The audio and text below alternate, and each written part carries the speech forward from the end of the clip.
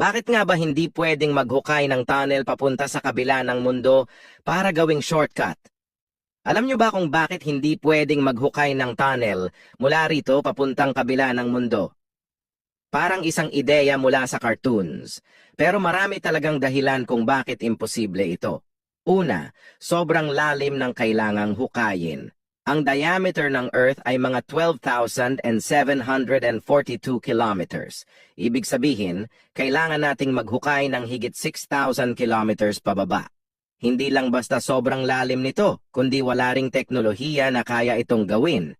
Pangalawa, ang init sa gitna ng mundo ay napakatindi.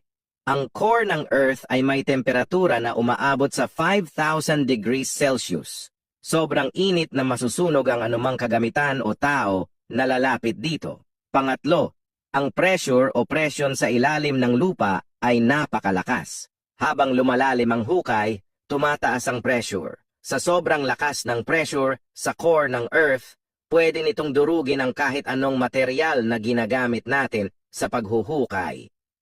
Panghuli, ang mga tectonic plates na bumubuo sa crust ng Earth ay laging gumagalaw. Ang mga paggalaw na ito ay nagdudulot ng mga lindol at paggalaw sa lupa na magpapahirap at magpapabagsak sa anumang tunnel na gagawin.